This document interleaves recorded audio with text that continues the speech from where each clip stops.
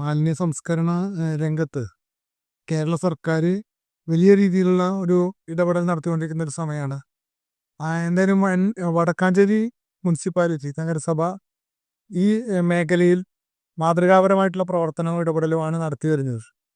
ഇവിടെ ചെയർമാൻ്റെ നേതൃത്വത്തിൽ Vadakkanchery municipal secretary, അതുപോലെ തന്നെ ഹരിതകർമ്മസേന നിരന്തരം പ്രവർത്തിച്ചതിൻ്റെ ഭാഗമായിട്ടാണ് എല്ലാ സർക്കാർ ഓഫീസുകളും പ്ലാസ്റ്റിക് രഹിതമായിട്ട് പ്രവർത്തിക്കുന്ന ഒരവസ്ഥയാണുള്ളത്.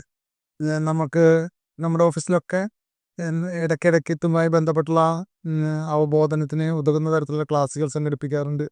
അതുപോലെ ആർ ആർ ആർ ആർ ആർ പ്രവർത്തനം നല്ല ശക്തമായിട്ടുള്ള രീതിയിൽ നടക്കുന്നുണ്ട്.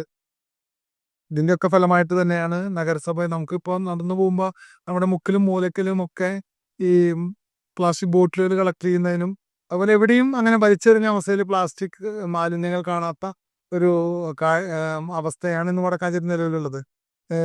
ഞാൻ പലപ്പോഴും ഡ്യൂട്ടിക്ക് വരുമ്പോൾ ഇത്തരത്തിലുള്ള ഈ മാലിന്യങ്ങൾ അഥവാ ആരെങ്കിലും നിക്ഷേപിച്ചിട്ടുണ്ടെങ്കിൽ അത് കൃത്യമായിട്ട് തിരഞ്ഞ് അത് എവിടെ നിന്ന് വന്നു എന്ന് കണ്ടെത്തി അവരെ നിയമത്തിന് വിധേയമാക്കി ആ രീതിയിൽ പിഴ ഉൾപ്പെടെയുള്ള ശിക്ഷകൾ നൽകിക്കൊണ്ട് വളരെ മാലിന്യ സംസ്കരണത്തിൻ്റെ രംഗത്ത് മാതൃകാപരമായ ഒരു ഇടപെടൽ നടത്തുന്ന നഗരസഭയാണ് വടക്കാഞ്ചേരി. അവർക്കെല്ലാ ആശംസകളും നേരുന്നു.